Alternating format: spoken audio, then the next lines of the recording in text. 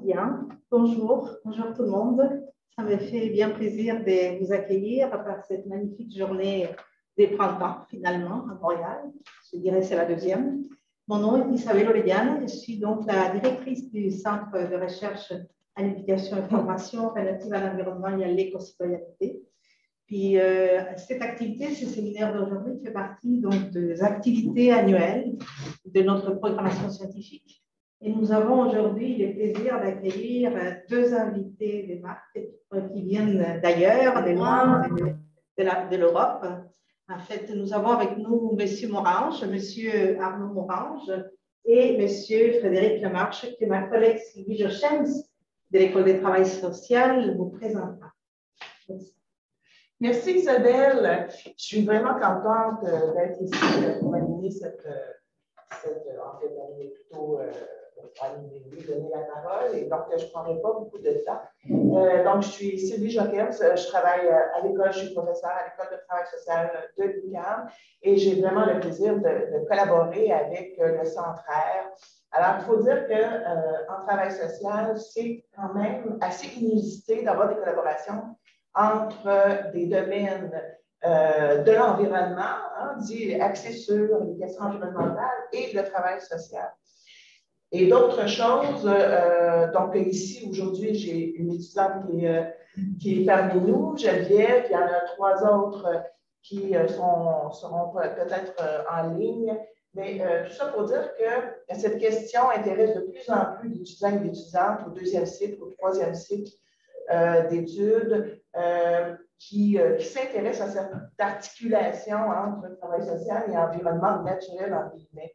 Alors que le travail social est davantage conçu avec l'individu ou les collectivités en environnement social. Alors, c'est très intéressant et c'est un peu l'âge de vous appeler, messieurs, des collègues qui s'intéressent, pardon, ce n'est pas la COVID. Et donc, voilà. Mais il faut dire aussi, peut-être pour le bénéfice de tout le monde, des personnes qui sont en Europe ou ici, le travail social se découpe de façon et se définit de façon différente en Europe et au Québec. En Europe, c'est un chapeau qui regroupe plein d'enjeux sociaux, mais de professions, entre autres en éducation, qu'on appellerait éducation spécialisée ou psychoéducation, l'animation socioculturelle et l'assistance sociale, davantage. Et donc, ici, au Québec, vous allez voir que la psychoéducation ou l'éducation spécialisée est davantage sous le chapeau de la faculté de l'éducation, avec possiblement aussi un autre professionnel. Et l'assistance sociale, nous l'appelons le travail social et couvre des programmes jusqu'au doctorat. Donc, on forme aussi des chercheurs et des cliniciens. Et nous avons un autre professionnel des travailleurs sociaux. Et l'animation socioculturelle, donc nous, en travail social, nous sommes davantage chapeautés en sciences humaines. Et l'animation socioculturelle gîte à la faculté de communication. Alors, vous voyez comment les découpages socio-historiques, voire politiques de la science peuvent émerger de façon bien différente, mais nous allons avoir quand même un langage commun et des intérêts communs sur cet enjeu de l'articulation entre environnement et le travail social. Alors, sans plus tarder, messieurs, je vous laisse le micro. D'abord à monsieur Morange. Alors, monsieur Morange oui. est aussi, comme Frédéric Lemarchand, un digne héritier, des dignes héritiers de M. Martin, vous disiez tout à l'heure, et de M. Soulet également. Et donc, Arnaud Morange est docteur en sociologie et chercheur et titulaire au sein de l'Institut régional du travail social, Normandie, en France. Il est chercheur associé au Centre d'études sur les risques et les vulnérabilités à l'Université de Caen et au Centraire à l'UQAM ici. Donc, ses travaux de recherche se situent au croisement du travail social, de la sociologie et de l'anthropologie, dans des champs tels que les inégalités sociales, la protection de l'enfance, le vieillissement, la santé, la transition écologique, et son approche des faits sociaux est principalement qualitative et critique. inspiré de la tradition sociologique française et de la sociologie de l'école de Chicago. Alors voilà, à vous la parole pour 30 à 40 minutes. Merci beaucoup pour cette invitation à tous en ce beau printemps québécois. Le réchauffement climatique a parfois du bon. Alors, on vient de me présenter un petit peu, donc je vais juste ajouter effectivement l'importance de comprendre l'organisation du travail social, notamment en France, pour ce qui concerne justement la manière dont on s'empare plus ou moins des questions de transition écologique. Hein. Effectivement, tout ceci est très important au regard du travail social en France, qui se situe d'ailleurs historiquement plutôt en dehors de l'université, même si il a fait son chemin ainsi, même s'il y a évidemment des articulations fortes avec l'université. Donc, un petit plan de présentation. Donc, je vais revenir sur ce qui m'amène un peu à penser l'articulation transition écologique et travail social. Revenir sur ce petit terme là d'éco-social qui apparaissait dans l'intitulé de la dernière journée internationale du travail social. Donc, de quoi s'agit-il exactement? Comment penser un travail social qui intégrerait véritablement des dimensions qu'on va nommer pour l'instant écologiques, et puis comment essayer de conjurer ensemble la catastrophe à la fois écologique et sociale, puisque l'écologique et le social ne s'entendent, selon nous, sociologues en tout cas, qu'ensemble. Alors, un petit retour sur ce questionnement de départ. Effectivement, historiquement, le travail social, alors à la française, qui est encore un peu différent de la façon dont ça se passe dans d'autres pays d'Europe, hein, j'y reviendrai tout à l'heure. Historiquement, les préoccupations du travail social ont porté d'abord sur la manière d'apporter aux plus démunis, aux plus en difficulté, eh bien, un toit, la question du logement, de quoi se nourrir et de quoi être en santé. Et en fait, il y a une tradition dans ce sens qui va comment dire, orienter hein, les politiques de formation en travail social. Donc, autant dire que faire rentrer une nouvelle dimension que serait celle de la transition écologique n'est pas une mince affaire, compte tenu de ce passé encore très présent dans les pratiques, dans les métiers du travail social. Alors, contrairement à la sociologie et à l'anthropologie, d'où nous venons, hein, moi et Frédéric, effectivement, où là, on a très tôt compris, hein, par l'étude des sociétés, comment on ne pouvait comprendre l'organisation des sociétés, la question des inégalités sociales qu'en relation avec un environnement au sens plus large, sur la base de tout ce que les anthropologues ont pu observer dans les sociétés dites exotiques, mais pas seulement, hein, avec la nécessité, comme l'avait montré Marshall Salins, comme l'a montré encore Philippe Descola, bon, des grands anthropologues, Marcel Mauss, bon, comment il y avait quelque chose de l'ordre du symbolique, de l'économique et du social entendus ensemble, pour faire société avec un monde environnement qu'on va respecter, qu'on va pas trop détruire pour le coup, pour la reproduction des sociétés elles-mêmes et de l'environnement. Donc ça, c'est quelque chose bien ancré dans la sociologie et l'anthropologie que j'essaye modestement avec d'autres de faire entendre, de faire comprendre parfois à nos collègues formateurs en travail social, ce qui n'est pas toujours évident pour ce qui concerne la France en tout cas.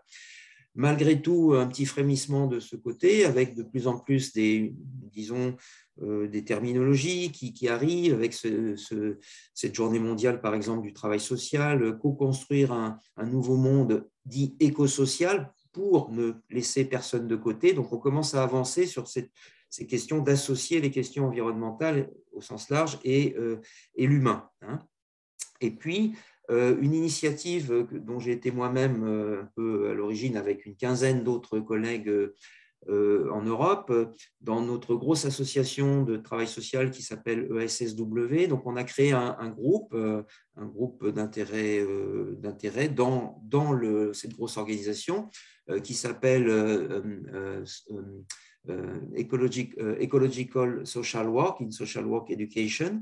Donc là, on essaye de faire avancer un peu ces questions-là au cœur même des formations en travail social en Europe. Ce n'est qu'un début, il faut d'autres initiatives de ce type pour penser ensemble les périls écologiques notamment et les inégalités sociales.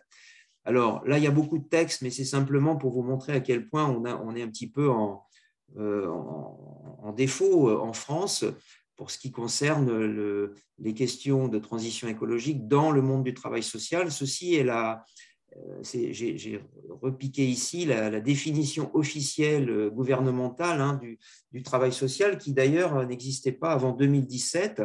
Et j'ai rajouté ici en rouge ce qu'il manque, à mon sens. Le rouge, vous ne l'avez pas dans le texte officiel. Promouvoir des approches individuelles. Je vous laisse lire un petit peu le début, je suis obligé d'aller un petit peu vite.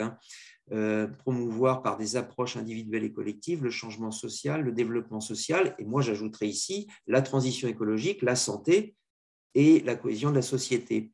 Il participe, donc le travail social participe au développement des capacités des personnes à agir pour elles-mêmes et dans leur environnement, et j'ajouterai ici immédiat ou plus lointain, parce que l'environnement au sens classique en travail social, c'est l'environnement plutôt immédiat, alors que, pour le coup, l'articulation doit se faire aussi, de notre point de vue, avec le plus lointain. Il y a une petite mention ici soulignée sur la nécessité des savoirs issus de l'expérience des personnes elles-mêmes bénéficiant d'un accompagnement social, celle-ci étant associée à la construction des réponses à leurs besoins. Alors là, il y a du travail à faire aussi. Ce n'est pas complètement l'objet de la discussion d'aujourd'hui, mais effectivement, d'associer les personnes, ça reste beaucoup à faire en France. C'est beaucoup sur le papier, un peu moins dans les faits en matière de recherche, par exemple, et cela pourrait inclure un volet transition écologique. Et puis, voilà, le travail social s'exerce dans le cadre des principes de solidarité et de justice sociale, et j'ajouterai également ici, ce qui n'existe pas, et environnemental, et prend en considération la diversité des personnes bénéficiant d'un accompagnement social. Donc, une définition de 2017 qui mériterait sans doute d'être revue. Mais de quoi parle-t-on, y compris entre nous, quand j'ai des discussions avec des professionnels du social, avec des responsables de formation, des gens de la recherche en travail social, on ne s'entend pas tous sur ce qu'on entend par exemple, transition écologique ou, ici, le vieux terme de développement durable ou soutenable, le fameux rapport Brundtland de 1987, dont on sait depuis les travaux de Serge Latouche qu'il était d'entrée de jeu un peu tronqué. Il y avait de bonnes intentions, et puis en même temps, on avançait aussi l'idée de la nécessité de produire toujours plus, y compris dans ce rapport Brundtland qui a rendu populaire la notion de développement durable. L'écologie, moi j'aime bien me référer plutôt à la définition d'un vieux camarade aussi, Frédéric reconnaîtra, Jean-Paul Deléage, à la fin des années 80, qui avait vraiment, lui, défini l'écologie à partir des écosystèmes, au plus proche des sciences de la nature, sans oublier l'homme, pour autant, dans ces écosystèmes. En gros, Jean-Paul Deléage va avancer l'idée d'une définition de l'écologie comprenant les rapports complexes homme-nature, avec quelque chose de l'ordre d'un point d'équilibre que constituerait l'écologie. Voilà. On n'est pas ici dans l'écologie politique qui serait en quelque sorte un outil pour accéder à cet équilibre de l'écologie postulé par Jean-Paul Deléage.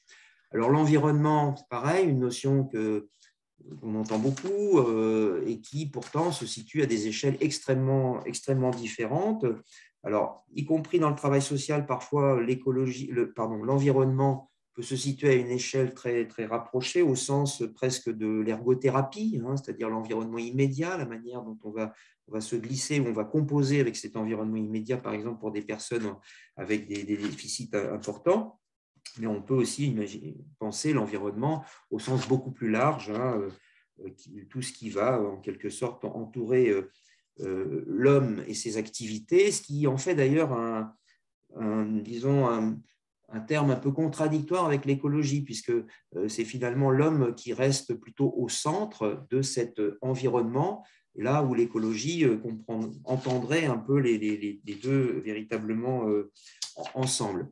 Alors, on a des termes aussi qui sont apparus dans la recherche, dans la réflexion, voire dans le militantisme, hein, les termes de décroissance ou d'accroissance. Alors, il y a eu des malentendus, il y a une revue aussi en France qui a émergé qui s'appelle La décroissance. Il y a eu quelques malentendus sur ces termes, hein. Évidemment, disons les moqueurs de l'écologie n'ont pas manqué de dire s'il s'agit de revenir au lavoir manuel à la fontaine et puis au retour à la lampe à huile, hein. Ce n'est pas tout à fait de ça dont il s'agissait en vérité, c'était bien tout simplement de ralentir, de rester dans une production-consommation raisonnable, on va dire, et c'est pourquoi d'ailleurs Serge Latouche lui-même préfère le terme d'accroissance ou de non-croissance, hein. En gros, une rupture avec cette croissance absolue à 2 chiffres de préférence pour les économistes orthodoxes, hein. Et puis, bon, d'autres termes qui sont arrivés qui compliquent encore un peu les choses dans les organisations, plutôt chez les technocrates, hein. On parle de verdissement, en gros, comment mettre un peu de verdure sur un océan de béton, hein, pour caricaturer. La croissance verte, qui est pour le coup un oxymore, hein, des termes qui vont s'opposer. La question de la durabilité, tout est devenu durable, y compris dans les sociétés, les entreprises les plus polluantes. Et puis, j'ai rajouté ici, alors de manière un peu, bon, on pourra y revenir, mais un peu forcée, les termes d'éco-responsabilité, tout ce qui s'y ressortirait un petit peu de ce que… Je suis tombé sur un texte très intéressant d'un sociologue que j'ai noté ici, d'ailleurs je cherche son nom, Maël Ginsberger. Donc c'est un petit texte de 2020 publié dans la Revue française de sociologie. C'est quelqu'un qui nous arrive de Sciences Po, et à partir d'une recherche de terrain, c'est pas qu'il oppose, mais disons il met en complémentarité ce qu'il appelle l'écologie du geste et l'écologie de la frugalité. Donc, j'ai trouvé que c'était un outil intéressant sur lequel je reviendrai un petit peu après. Et l'éco-responsabilité, pour le coup, ça renverrait à toutes ces normes proposées, y compris par l'État, dans des campagnes, etc., pour, en gros, mettre en avant la responsabilité de chacun pour le bien de la planète, hein. C'est tout ce qui serait geste éco-responsable et toute cette terminologie pour que les individus soient incités, voire culpabilisés parfois, au fait de devoir effectivement avoir ces gestes éco-responsables, là où l'écologie de la frugalité renverrait à une posture plus radicale, hein, plus globale d'action en vue de la transformation des sociétés qui deviendraient plus frugales pour le coup, et ça renvoie aussi à un public dont je vous parlerai tout à l'heure, qui adopte des codes plutôt de la frugalité avec en arrière-fond des théories plus larges et plus radicales de ce que devrait être notre planète si l'on adoptait disons, des postures politiques et économiques qui iraient dans le sens d'une réduction de la production-consommation. Alors, pour le travail social à proprement parler, il y a des auteurs qui ont travaillé, hein, Dominelli notamment, qui emploie la terminologie de travail éco-social, Portillo, travail social vert, travail social environnemental. Donc, d'ailleurs, quelqu'un de chez vous qui a produit un texte que j'ai encore sous les yeux, La justice environnementale dans l'angle mort de la formation en travail social, Sue-Ann MacDonald, Université de Montréal, école de travail social, avec Jeanne Dagenais-L'Espérance, candidate à la maîtrise. Elles font un point très intéressant sur un état des lieux aussi pour le Québec et peut-être le Canada en général, sur la difficulté à faire avancer ces concepts au sein même du travail social. Mais j'ai envie de dire, la France est peut-être encore plus en difficulté de ce point de vue-là. Bon, alors, je vais passer très rapidement sur, disons, l'articulation entre un monde écosocial et les réalités malheureusement observées et rappelées par les rapports du GIEC, bon, les constats accablants que l'on fait tous chaque jour d'une manière ou d'une autre. Et puis différents niveaux de lecture, le niveau international, les grandes réunions internationales qui n'apportent finalement pas grand-chose, in fine. Je pense à celle de Paris notamment qui était prometteuse et pourtant. Au niveau gouvernemental, pour ce qui concerne l'Europe, bon, ça dépend vraiment des États. Il y a des États qui avancent quand même positivement et puis d'autres qui restent un peu à stagner, hein, qui adoptent telle ou telle mesure décidée par l'Europe, mais de manière plus ou moins volontaire. À l'échelle locale, il y a quand même des choses intéressantes qui se pratiquent. Alors, chez nous, au niveau des régions, des départements, des villes, bon, il peut y avoir des initiatives fortes impulsées par des politiques locales. Et là, effectivement, ça donne certains résultats probants. Y compris dans l'accompagnement des personnes démunies, hein, dans le cadre de projets micro-locaux, pour le coup, associant travailleurs sociaux, personnes démunies, j'en donnerai quelques exemples tout à l'heure.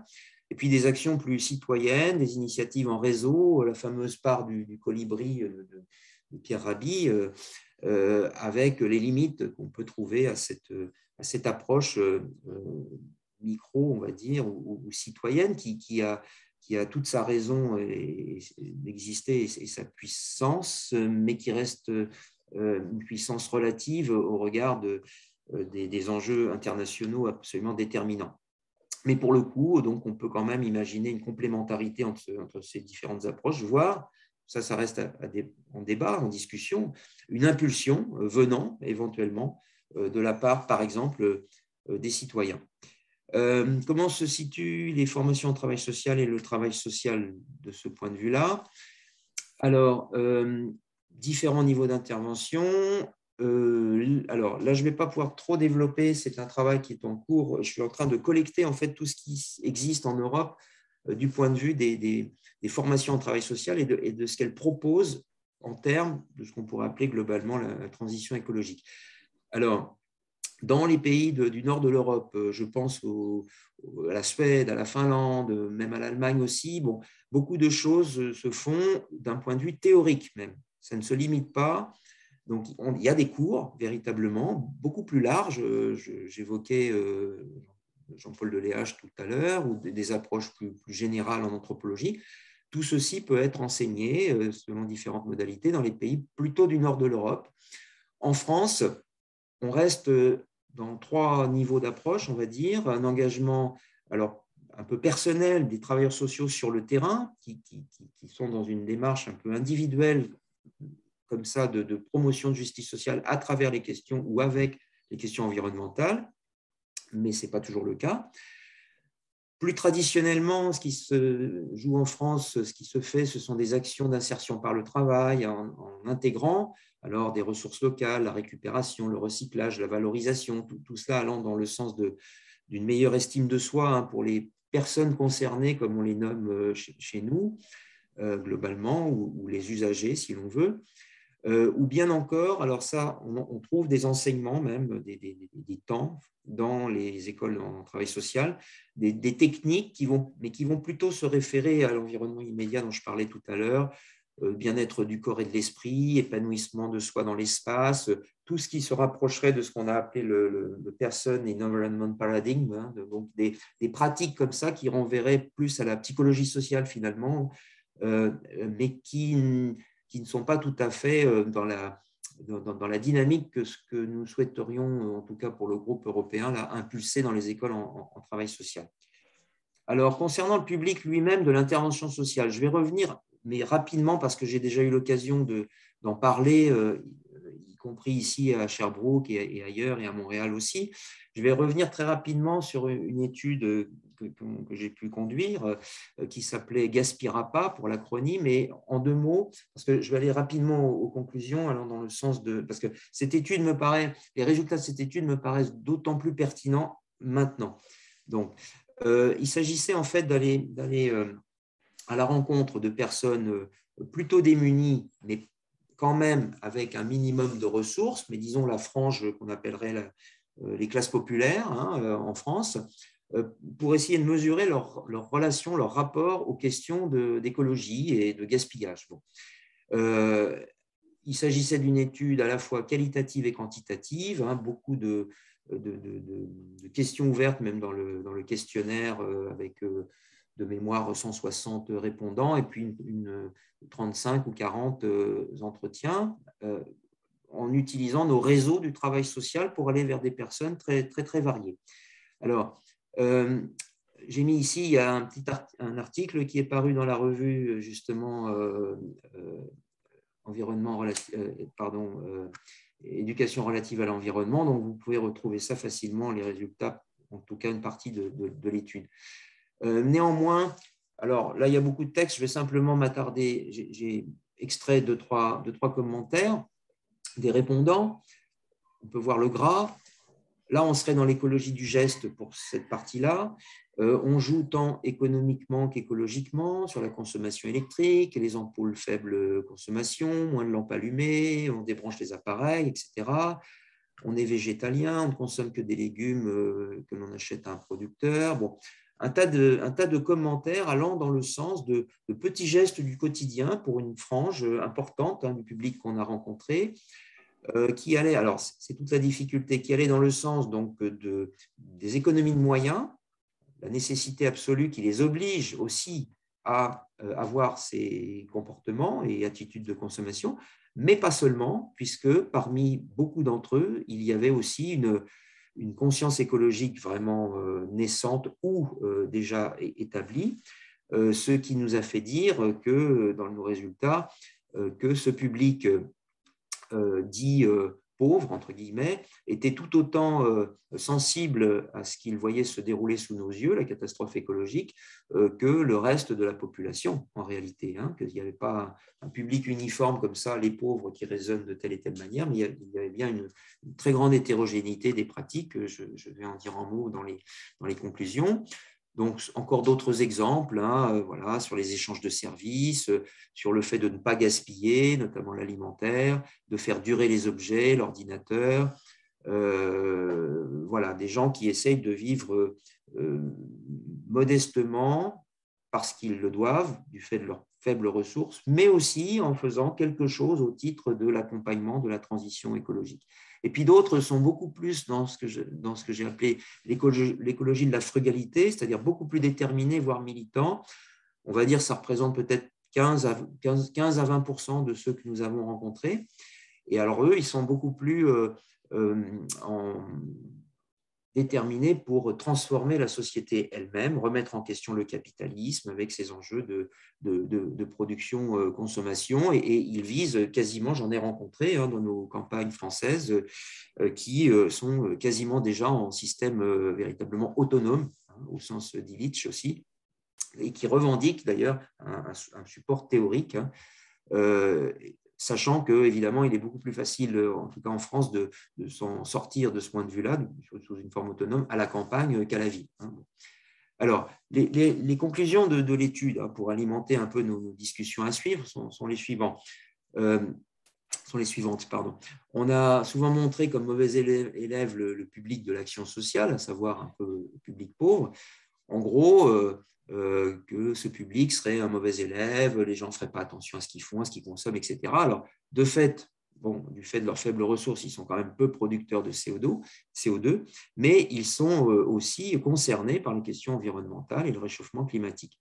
Ce qui leur importe le plus, la question du gaspillage alimentaire. Pour eux, c'est insupportable. C'est vraiment là, pour eux, du fait du manque qu'ils ont subi, par exemple, dans leur enfance, un manque de nourriture. Bon, c'est quelque chose de symboliquement très fort pour eux, qu'ils rejettent absolument. Et autre levier sur lesquels on peut aussi travailler avec ces personnes, et pour le bien de tous, c'est leur grande préoccupation pour ce qui concerne la santé et les générations à venir.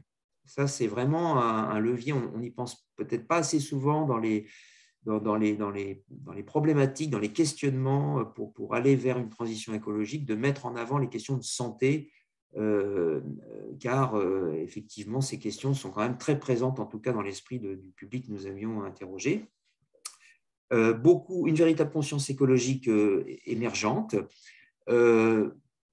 au point qu'on peut s'inspirer, c'était un peu l'objet de l'étude en question, des systèmes de débrouille développés par ces gens, aux ressources modestes, pour imaginer une politique de sobriété, tout en restant un petit peu interrogateur sur ce qu'on pourrait appeler une heuristique de la pénurie, c'est-à-dire est-ce que pour autant, est-ce qu'il est enviable qu'on soit dans un monde, une société de pénurie qui nous impose un certain nombre de gestes et de manières de vivre plutôt salutaires pour la planète?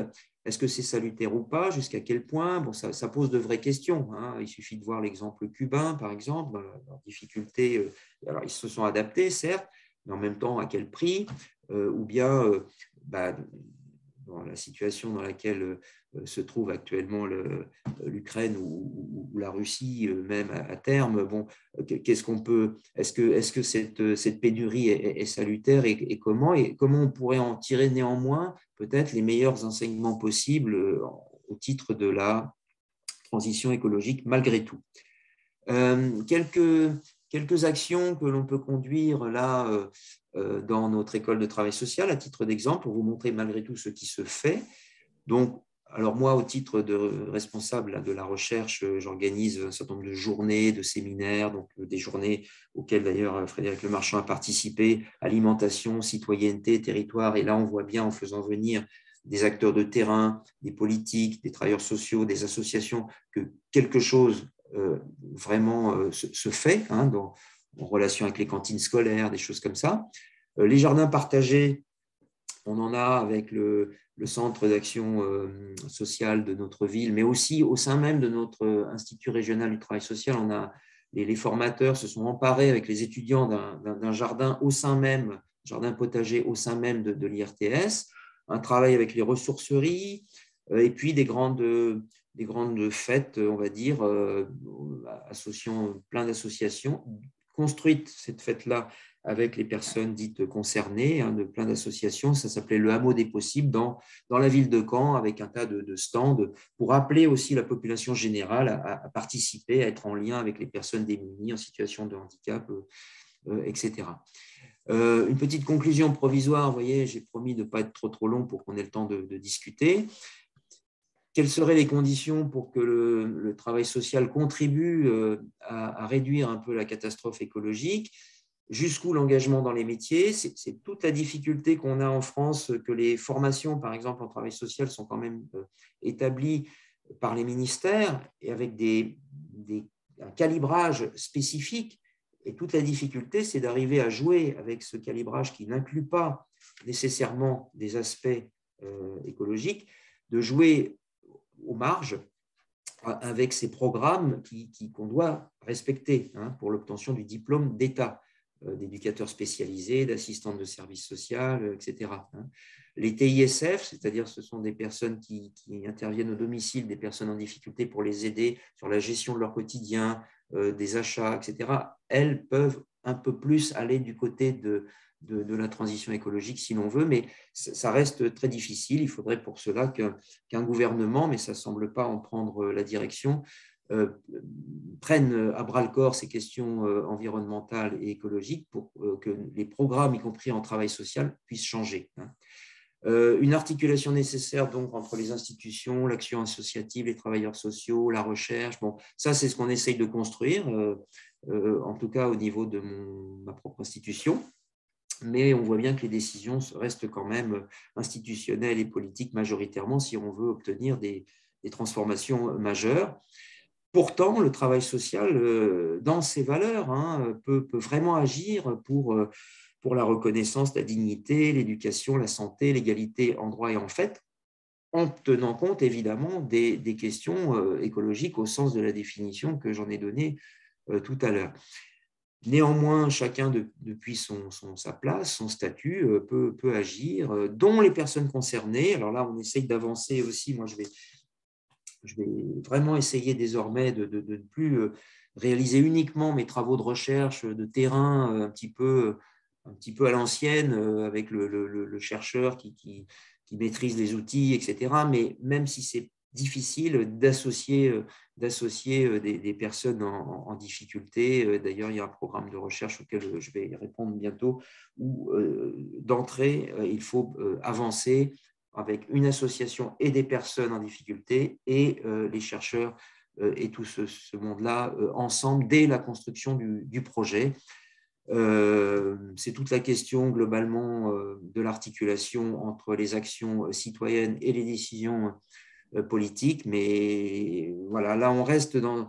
Moi, je reste très dubitatif. J'ai des discussions, y compris avec Frédéric ici présent, là-dessus, sur la manière dont on pourrait essayer de concilier les deux axes, les deux entrées pour éviter une catastrophe plus importante encore qu'elle ne l'est déjà. Et en fait, je préfère arrêter là pour qu'on puisse discuter ensuite, au moment où vous voudrez, de tout cela, suite à l'intervention de Frédéric ou éventuellement dès maintenant pour quelques questions. Je laisse à nos chères organisatrices et organisateurs le soin d'en décider. Voilà, je vous remercie. Merci, M. Morin. Je vais arrêter mon partage. Oui. Voilà, je crois que j'ai réussi. Vous avez tout de suite la table pour la deuxième présentation. Parce que là, on a une approche qui définit le travail social, quelles sont les initiatives qui sont produites sur le terrain avec certaines catégorisations de différents niveaux d'intervention. Et donc, ce qui nous conduit à cette intéressante recherche que vous faites sur les représentations de certaines catégories de la population, disons, selon les classes sociales, là. Donc les personnes les plus vulnérables, les plus pauvres. Dites-vous, et donc, vous vous interrogez sur la portée politique éventuelle de ces représentations. Et donc, j'inviterai M. Frédéric à bien vouloir prendre place. Et donc, je pourrais en même temps vous annoncer, en tout cas, du moins de lire la notice. Frédéric Lemarchand est professeur de sociologie à l'Université de Caen, Normandie. Il est directeur du Centre de recherche sur les risques et les vulnérabilités, ainsi que du pôle risque de la Maison de la recherche en sciences humaines de l'Université de Caen. Après avoir étudié les dimensions problématiques de la modernité, notamment les catastrophes technologiques, donc nucléaires, génétiques, il a recentré son travail sur les changements socio-écologiques, d'où le lien avec le travail social, et les régimes de transition liés à l'anthropocène. Alors, pardon, désolé. On commence à… OK. Sur les régimes de transition liés à l'anthropocène et son dernier ouvrage, donc à lire, La transition bas carbone, obstacles et enjeux à l'Harmattan 2022. Alors, c'est vraiment tout récent, tout chaud, tout beau. Ah oui, il n'est pas encore en librairie, mais il y va. Merci beaucoup, merci pour votre accueil.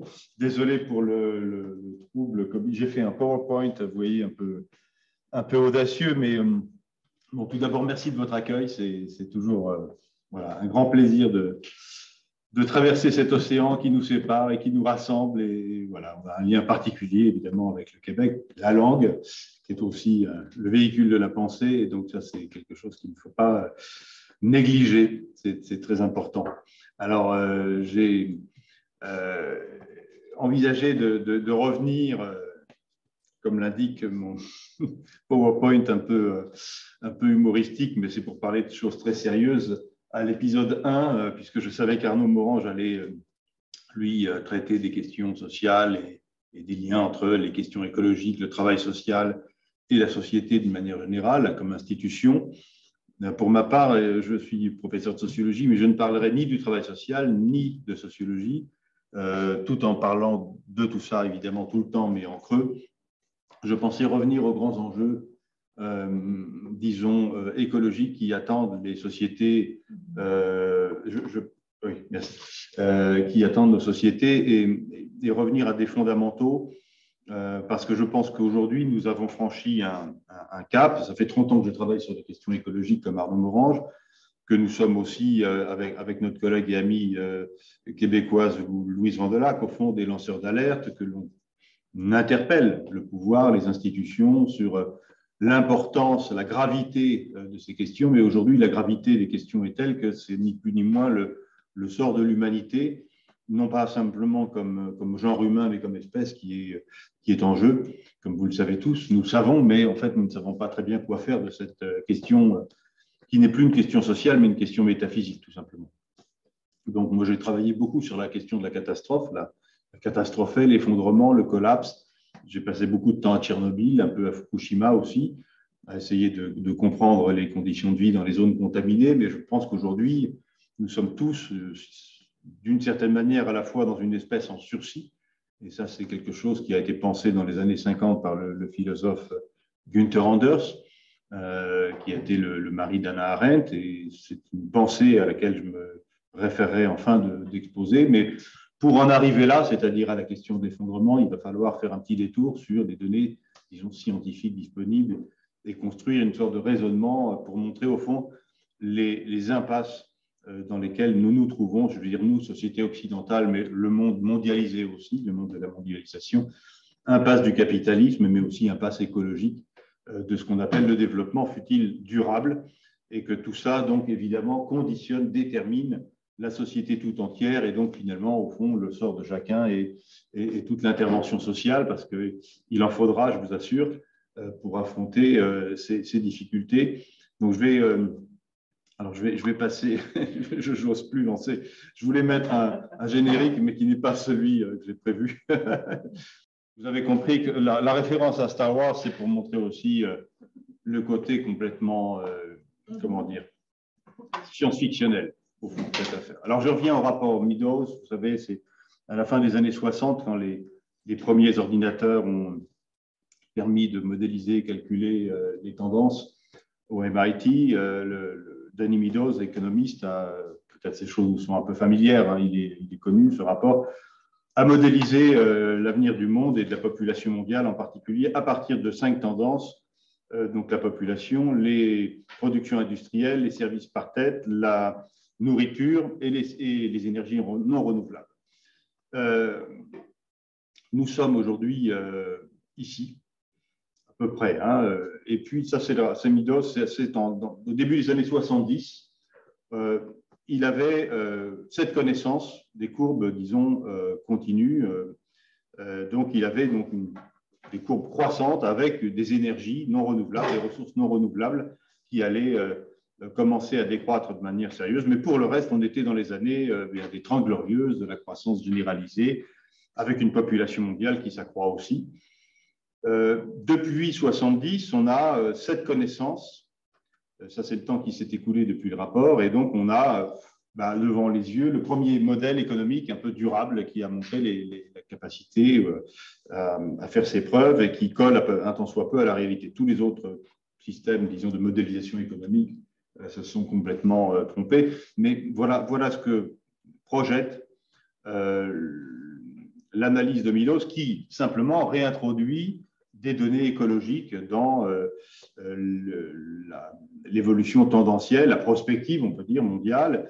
Eh bien, voilà ce qu'il prédit, c'est-à-dire qu'au fond, ces courbes vont s'infléchir, vous voyez, dans les années, nous y sommes, dans les années 2010, 2020, et en 2030, hein, nous assistons à un renversement de la tendance de l'évolution de la population mondiale, avec ensuite un collapse, hein, une décroissance, et évidemment, toutes les autres courbes vont continuer à décroître pour des raisons sur lesquelles je vais revenir, mais je pense vous voulez rendre hommage d'abord à ce travail qui est absolument colossal et qui a, et ça c'est une question intéressante, alerté scientifiquement, donc on n'est pas là devant des oracles et des augures, des lanceurs religieux, on est devant les premières modélisations scientifiques, économiques et écologiques qui prédisent au fond une sorte d'effondrement des ressources disponibles de la population.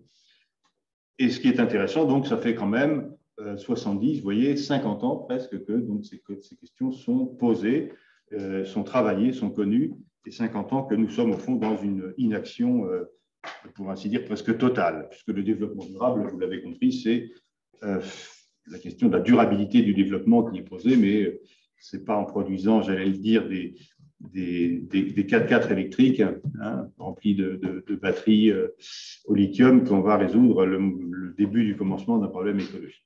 Alors, l'état des lieux, deuxième deuxième document un petit peu de référence, c'est le tableau de bord de l'Anthropocène de Will Steffen.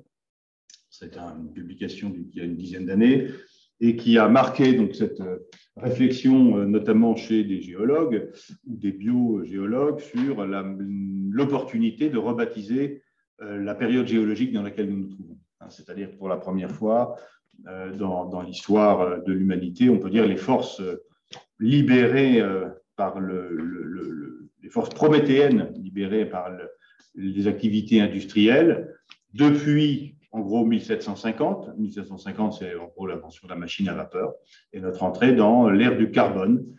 Et puis, toutes ces courbes nous montrent, au fond, donc à gauche, des tendances, on pourrait dire, socio-économiques et à droite, des tendances écologiques. Donc, c'est très bien que vous n'arriviez pas finalement à lire forcément tous les titres. Ce qui est intéressant, c'est qu'on a, bon, ici, population mondiale, PIB, transport routier, barrages, consommation d'eau, engrais, téléphonie, etc., papier, tourisme. Et puis ici, les inondations, l'érosion des écosystèmes marins, terrestres, le climat, l'élévation de la température, l'atmosphère, la déplétion de l'ozone, l'effondrement de la biodiversité, la concentration en dioxyde d'azote, en CO2. Vous voyez, toutes les courbes ont la même configuration. On dit en cross de hockey. Ici, on sait ce que c'est. Ça veut dire qu'on a une accélération. On n'a pas des courbes linéaires. Ça démarre en 1750 avec une asymptote quasiment horizontale. Et aujourd'hui, toutes ces courbes montent quasiment à la verticale.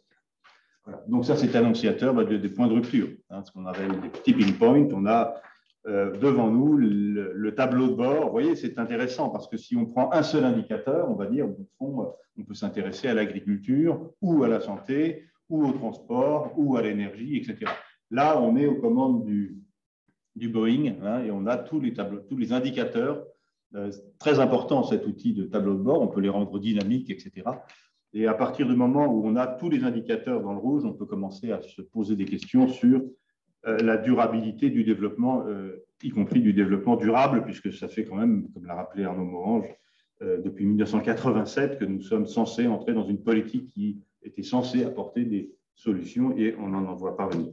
Alors, l'état du monde, la clé de voûte des enjeux écologiques aujourd'hui, on pourrait dire il y a deux dimensions. Il y a le climat, les gaz à effet de serre, le carbone, et il n'y a pas que le carbone, il y a aussi les hydrates de méthane, etc. Mais il y a beaucoup le carbone, on va y revenir. Et puis l'érosion de la biodiversité, donc nous sommes entrés dans la 6e extinction des espèces. Alors le climat, c'est quoi? C'est effectivement affaiblissement et disparition des écosystèmes. Toutes ces questions ne sont pas, encore une fois, séparées les unes des autres, elles travaillent ensemble. C'est les problèmes auxquels nous sommes confrontés. On a aujourd'hui des baisses de productivité de 25%, par exemple, de céréales en Chine et dans tout un tas de régions du monde qui sont d'ailleurs en train de surchauffer par les accidents climatiques dont on parle un petit peu aujourd'hui. Un certain nombre de régions sont déjà très, très affectées dans leur capacité à produire de l'alimentation et à nourrir la population. Ce sont aussi des maladies. Les pandémies, je vous rappelle, ne sont pas sorties de nulle part. Les pandémies auxquelles nous sommes confrontés, comme la Covid, sont essentiellement liées à 3 facteurs, la déforestation, l'élevage intensif et la mondialisation qui amplifie et propage les virus. Le livre de Marie-Monique Robin, La fabrique des pandémies, sorti cette année, le démontre très, très bien. La montée des eaux, avec pas seulement des risques de submersion, j'allais dire la pointe sud de Manhattan, même si c'est des enjeux fonciers et économiques fondamentaux, c'est l'inondation des grands deltas qui sont très, très peu élevés, mais où se concentre une grande partie de la population mondiale.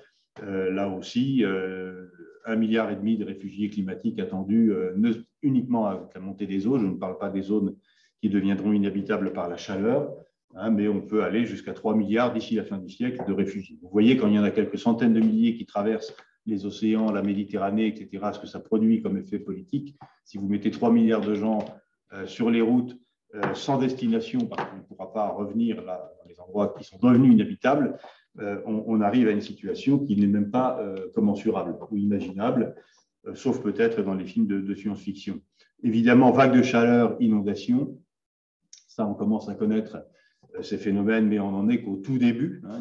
Ça peut s'amplifier et se multiplier de manière là aussi exponentielle, comme les courbes que vous avez vues, parce que comme on va le voir, nous continuons à jeter plus de carbone que jamais dans l'atmosphère, à consommer plus d'énergie, plus de ressources dans tous les domaines. Encore une fois, donc il n'y a pas le début du commencement d'une transition véritablement écologique, alors que nous sommes, comme le montrent les tableaux que je vous ai montrés, vraiment devant un mur. Modification des courants marins, on commence à voir les premiers signes d'altération du Gulf Stream. Ça veut dire qu'en Europe, on aura peut-être dans quelques années les climats hivernaux que vous avez. Ça veut dire qu'il va falloir accélérer aussi sérieusement dans l'isolation des habitations et ça veut dire aussi que ça engage énormément les modes et les styles de vie plus que jamais, et puis la consommation énergétique. Et puis aussi les accidents climatiques type ouragans, etc., qui affectent certaines régions du monde. Les îles comme la Réunion sont déjà sujets à des accélérations. Ça veut dire aussi destruction des cultures et tous les problèmes alimentaires qui vont suivre. Ça veut dire derrière les ouragans, vous avez aussi des problèmes de pandémie, hein, de virus qui se répandent, etc. Donc tous ces problèmes peuvent être articulés les uns aux autres et faire système et produire donc à l'échelle planétaire une véritable catastrophe. Quand je vous ai dit, c'est le sort de l'espèce humaine qui est engagé. Voilà. C'est de ça dont il est question. 4 degrés, puisqu'on parle d'un scénario aujourd'hui d'élévation probable à 4 degrés, puisque nous sommes dans le business as usual. 4 degrés, c'est ça. C'est-à-dire, ça c'est il y a 14 000 ans, c'est à la sortie de la dernière glaciation. Vous voyez la France ici, la Normandie, la Bretagne, le sud de l'Angleterre, hein, ça c'est la calotte glaciaire. Il y avait un climat, il y a 20 000 ans, glaciaire sur toute l'Europe, le Portugal, l'Espagne, etc. Mais donc, il y a 14 000 ans, vous voyez, on traversait la mer de la Manche à pied, on pouvait aller en Cornouailles anglaise, etc. Le trait de côte était ici. D'accord ? Voilà, ça c'est ce qu'ont connu nos ancêtres, qui sont d'ailleurs à la même époque probablement passés par le nord, puisque c'était assez gelé pour venir sur ce nouveau continent. Mais vous voyez, ça c'est 4 degrés d'écart avec le climat que va connaître ensuite Homo sapiens pour se développer. 14 000 ans, c'est la révolution, c'est presque la révolution néolithique. Hein, le réchauffement va permettre la production de l'agriculture, etc. Là, on a des humains, des peuples de chasseurs. Voilà. Mais 4 degrés, vous voyez, c'est le jour et la nuit, si je puis dire, en termes de biotopes, de climat, d'écosystèmes. Alors, j'allais dire l'impossible transition énergétique. Je vais essayer de vous montrer rapidement comment l'énergie est la clé, l'alpha un peu et l'oméga de la société dans laquelle nous vivons, de notre organisation du temps, de notre mode de vie et de nos possibilités, les possibilités qui nous sont offertes dans les sociétés modernes, en développant la déplétion des ressources, l'érosion de la biodiversité, j'en ai parlé rapidement, mais je ne vais pas insister, je prendrai juste un indicateur pour vous montrer, la sortie du carbone et le mur climatique. Et ce que je vais essayer de vous montrer, c'est qu'on est devant une série de dilemmes, c'est-à-dire qu'il n'y a pas de solution heureuse, enfin il n'y en a qu'une, à vrai dire, et qu'on a systématiquement, dès qu'on pose la question de l'énergie, de la durabilité, du développement, etc., on tombe, est-ce qu'il y a des énergies alternatives? Est-ce qu'on peut miser sur les pétroles non conventionnels? Est-ce qu'on peut assurer une transition énergétique avec des énergies renouvelables, etc. Vous verrez à chaque fois qu'on entre dans des nouvelles contradictions qui font que finalement, il n'y a pas des masses finalement d'issues ou de solutions. Dans tous les domaines, on est en train d'atteindre ce qu'on appelle le pic, hein, c'est-à-dire qu'au fond, c'est vrai pour l'énergie, par exemple, hein, et pour les énergies carbonées en particulier, on a, pendant cette première période de l'Anthropocène, extrait de l'environnement des énergies et des métaux, principalement, en très grande quantité. Et aujourd'hui, nous sommes dans un moment de point de bascule où on atteint des pics. Alors, il y a des pics pour tout. Hein, toutes les ressources terrestres, y compris aujourd'hui dans des régions, dans les régions du Golfe Persique, etc. On manque de sable pour la construction. Imaginez qu'on vit dans un monde où on manque de sable. Et donc, ces pics prennent différentes formes. Souvent, on a plutôt la forme d'un plateau.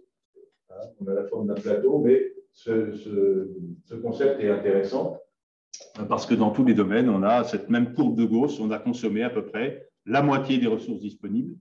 mais cette moitié, c'était la moitié la plus accessible. Pensez au pétrole de Rockefeller, hein, quand au début du XXe, on perce la croûte terrestre, on a des geysers absolument, donc aucune énergie à dépenser pour faire sortir le pétrole de terre. Aujourd'hui, bah, vous savez, hein, au Canada, on va chercher des schistes bitumineux, on va extraire du pétrole à vil prix, puisqu'il faut quasiment une tonne de pétrole pour en extraire une tonne. Ça continue à faire fonctionner le système économique, financier, le PIB, mais on est arrivé, vous voyez, dans des sortes d'aberrations à la fois économiques et écologiques. Et c'est un peu dans tous les domaines pareil, on est en déplétion sur le cuivre, hein, ce métal essentiel à la transition énergétique. On est en déplétion, on va le voir, sur tout un tas de métaux essentiels, et je vais y revenir. Maintenant, ça c'est l'abondance énergétique, des poissons de l'Atlantique. J'ai pris cette diapo parce que ça nous rapproche des côtes normandes, sont partis au 16e, 17e, des marins qui allaient pêcher sur les bancs de Terre-Neuve. Ça, c'est la ressource halieutique, hein, de la faune benthique, les grands poissons, hein, la morue, etc., en 1900. Ça, c'est aujourd'hui. C'est sorti de la revue Fish and Fisheries, vous voyez, l'état des ressources halieutiques, et pour tous les indicateurs, on va dire, environnementaux, on pourrait produire à peu près le même effet, hein, c'est-à-dire que la mer s'est vidée complètement de ses ressources, et le peu qu'il reste, eh bien, on a bien du mal, évidemment, à les protéger. Nous sommes pris en tenaille, pour aller vite, entre l'extraction et le traitement des métaux dont nous avons besoin pour la transition énergétique, et la production d'énergie, hein, qui demande, pour extraire ces métaux aussi, enfin, vous voyez le dilemme, hein, pour extraire des métaux, il faut de l'énergie, et pour produire des énergies autres que le pétrole, il faut des métaux critiques. Donc, ces métaux, bon, voilà, ils sont ici, le niobium, le titane, les terres rares, l'indium, le tantal, c'est tout ce qu'il y a dans nos téléphones portables, nos tablettes, nos téléviseurs, mais aussi dans les batteries des véhicules, des vélos, des trottinettes, des voitures, et puis aussi dans les éoliennes et dans tous les panneaux solaires, etc., partout où on est entré dans une logique de substitution aux énergies carbonées, on a besoin de ces métaux qu'on appelle les métaux critiques ou des métaux rares. Et donc, il y a d'ailleurs aujourd'hui des productions très intéressantes sur l'extractivisme et ses limites, hein, c'est-à-dire qu'au fond, ces métaux sont plus concentrés dans le haut de la croûte terrestre, hein, donc on a exploité quasiment toutes les ressources là, qui étaient disponibles, donc il va falloir descendre en profondeur, et plus on descend, moins c'est concentré. Et donc, plus il faut d'énergie avec moins de rendement. D'accord? Donc, on est dans un cercle vicieux. Vous voyez la table de Mendeleïev des éléments chimiques. Hein. En 80, on n'utilisait quasiment rien de cette table des métaux. Dans les années 90, début de la révolution informatique, aujourd'hui, vous voyez ce qu'on utilise. Et tous ces petits métaux, tous ces métaux rares, au fond, sont très peu disponibles, en tout cas en très faible quantité. Et vous voyez, on en a déjà quasiment exploité l'essentiel. Donc, ça veut dire aussi qu'en termes d'alternatives techniques, je reviens sur le solutionnisme, hein, puisqu'on a aujourd'hui des États et des grandes puissances qui nous disent on trouvera des solutions techniques, vous verrez, pour l'énergie. Je vais revenir sur l'énergie parce que c'est encore une fois le nerf de la guerre et le fondement de la société. On trouvera des solutions techniques. Ce n'est pas vrai. Hein. On va très vite entrer dans cette logique écologique, hein, c'est-à-dire qu'on ne négocie pas avec la Terre, on ne peut pas produire des ressources où il n'y en a pas. D'où peut-être l'idée un peu fumeuse d'aller les chercher sur les comètes ou sur les astéroïdes ou au fond des océans à 10 000 mètres, que sais-je encore, hein, cette idée d'aller chercher vraiment les ressources en milieu extrême, mais là aussi, on voit très bien le type de dilemme auquel on est confronté. Alors maintenant, je vais vous donner quelques indicateurs très importants pour démystifier aussi cette idée de transition énergétique et durable. C'est la notion, ici, d'intensité matérielle. J'aimerais bien qu'on voit le haut de la diapo. Voilà. L'intensité matérielle, c'est l'incorporation nécessaire de ces métaux, du béton, de l'acier, de tout ce qu'il faut pour fabriquer les technologies dites de transition. Vous voyez, l'hydro est très très bien placé parce qu'un barrage, c'est durable, c'est de l'incorporation matérielle, d'énergie, de métaux, de béton, mais une fois que c'est en place, il suffit d'assurer la maintenance des turbines. Le gaz, et vous voyez, en fait, c'est marrant, hein, les énergies les plus convoitées aujourd'hui en matière de transition, elles sont très très mal placées en termes d'intensité matérielle. Hein. C'est-à-dire qu'il faut beaucoup, notamment de ces métaux peu disponibles, pour fabriquer les panneaux solaires, les éoliennes, etc., etc. Ça veut dire qu'au fond, il n'y en a pas pour longtemps, ce sont des énergies de transition en transition. Ça veut dire d'ici 10 ans, 15 ans, on va vous annoncer que voilà, c'est fini, le stock est épuisé. Et ces métaux, malheureusement, et c'est une question importante, ne sont pas tellement recyclables, puisqu'ils sont utilisés dans des alliages. Et donc, la plupart du temps, ces alliages sont perdus et non recyclables. D'accord? Donc là aussi, le mythe de l'économie circulaire, selon lequel on va recréer de la valeur éternellement en recyclant les objets, les métaux, etc. Pour l'instant, on n'y est pas du tout. Intensité matérielle. Deuxième concept très important, le EROEI, Energy Return on Energy Invested, c'est on peut dire taux de retour sur l'investissement énergétique en bon français. Eh bien, vous voyez, là aussi, les énergies de transition, l'éthanol, bon, le biocarburant, quel problème que d'utiliser des surfaces agricoles qui peuvent être destinées à produire de l'alimentation, et on en aura besoin.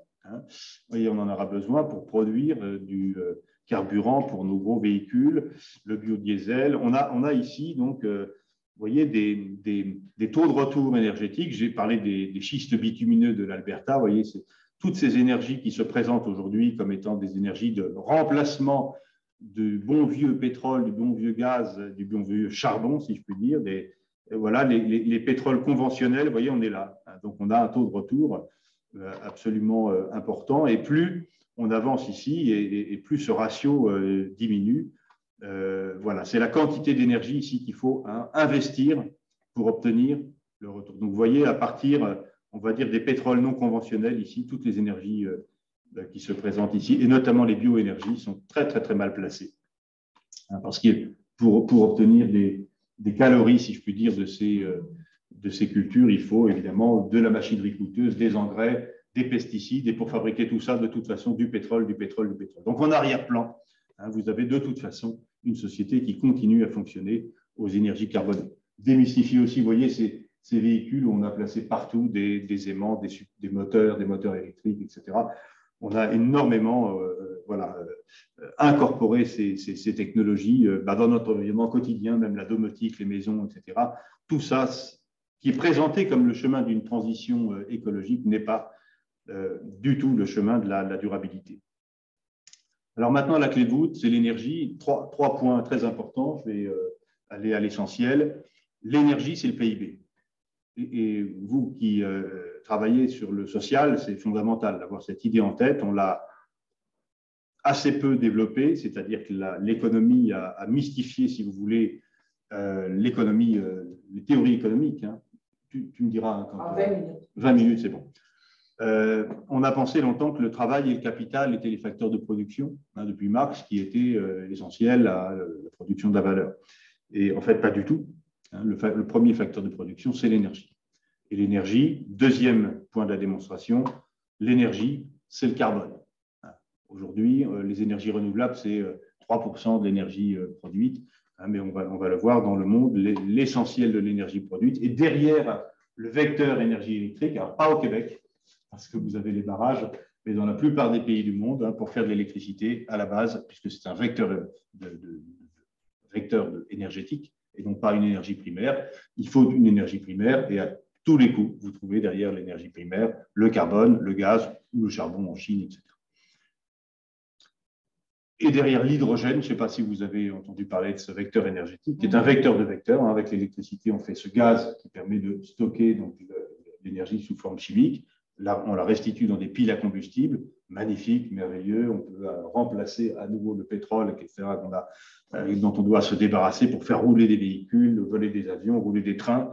Et bien, derrière le vecteur hydrogène, on a l'électricité, et derrière l'électricité, on trouve le carbone, à peu près à 80%. Donc, vous voyez, toute cette transition telle qu'elle est organisée aujourd'hui n'a strictement aucun sens, sauf que de produire des technologies pour un marché en croissance, et donc de la valeur économique sur des marchés financiarisés. Et puis, la conclusion des deux premiers points, c'est que la croissance, donc derrière, on va le voir, les niveaux de vie, ce sont les fossiles. Donc, si on sort des fossiles, on sort pour l'essentiel de la société telle qu'elle est organisée aujourd'hui, et j'allais dire dans toutes ses dimensions, le travail, les transports, le temps libre, les retraites, les études, voilà, toutes ces dimensions qui vous intéressent. Donc l'énergie, je vais aller à l'essentiel, vous voyez la conclusion, c'est ce qui modifie les températures, les vitesses, les formes, la composition chimique, c'est-à-dire dès qu'il y a une modification de l'état du monde, il y a de l'énergie. Donc évidemment, aujourd'hui, dans un monde où on est extrait, on transforme la matière, on la transporte, on l'exporte et on produit de plus en plus d'objets, eh bien il faut de plus en plus d'énergie. Ça, c'est intéressant, c'est le travail humain, vous voyez, par rapport à un travail humain pour un travailleur de force, c'est l'équivalent de 40 km à pied, un demi-kilowattheure par jour. Un humain produit, en travaillant avec son corps, un demi-kilowattheure. Un litre d'essence, c'est 10 kilowattheures, c'est-à-dire l'équivalent de 100, au moins 100 travailleurs par jour. Et donc, au salaire minimum, un travailleur coûte environ, enfin, en Europe, 2 000 €, vous voyez, donc 5 000 fois plus cher que ce que la machine peut produire. Donc ça, c'est évidemment, vous voyez, c'est sans appel. L'introduction depuis la machine à vapeur à la fin du XVIIIe siècle de l'énergie dans le monde a été le grand vecteur de transformation, donc la société industrielle, le transport, etc. Et ce process qui démarre à la fin du XVIIIe siècle s'est accéléré à plusieurs reprises et a pris la dernière grande accélération étant celle de l'après-guerre, des 30 Glorieuses. J'allais dire la machine de production américaine et occidentale lancée sur l'accélération de la guerre s'est emballée. Et aujourd'hui, nous arrivons à une sorte de dilemme, puisque nous sommes entrés dans une phase de catastrophe ou d'effondrement, non pas demain, mais on va dire un certain nombre de paramètres sont déjà là pour nous dire que nous sommes entrés dans une phase de collapse. Voilà, derrière, je l'ai dit tout à l'heure, derrière la question énergétique, on a le pouvoir d'achat, le transport, le temps libre, les études longues, les retraites. Si tout ça est possible, c'est parce que nous avons à disposition, eh bien, attendez, je vais y venir, mais nous avons 200 esclaves énergétiques par humain sur Terre en moyenne. C'est-à-dire, si on prend le demi-kilowattheure, on a 100 kilowattheures, on a 200 personnes qui travaillent à plein temps pour produire la transformation du monde nécessaire à nos biens de consommation, au chauffage, au transport, enfin, à nos modes de vie. Et si l'on prend cette définition de l'esclave énergétique, ça c'est 200 esclaves en moyenne par humain sur Terre. Imaginez, entre un habitant du Bangladesh et un États-Unien de la upper class, vous voyez l'écart qu'il peut y avoir. Mais ça veut dire aussi que même les personnes les plus démunies aujourd'hui dans le monde, les gens qui sont précisément les usagers du travail social, vivent encore au-dessus des limites qui devraient être celles de notre mode de vie si nous souhaitons vivre dans un monde durable. Vous savez que tous les ans, on nous annonce qu'au bout de 80-90 jours, nous avons consommé, c'était le cas la semaine dernière en France, si tout le monde vivait comme un Français moyen, eh bien, au bout de 95 jours, nous avons épuisé les capacités des écosystèmes à nous fournir des ressources et à absorber nos déchets. Au bout de 90 jours. Il en reste un petit peu pour aller à la fin de l'année. Donc retenez ça, c'est-à-dire que même les gens les plus vertueux, au fond, ceux qui vont le moins consommer dans la société, sont encore en matière de style de vie au-dessus de ce qu'il faudrait consommer pour arriver à, disons, une stabilisation, une durabilité de la vie sur Terre. Ici, je l'ai dit tout à l'heure, les liens entre PIB et énergie, vous voyez ici la variation de la consommation d'énergie en vert et le PIB en dollars en bleu.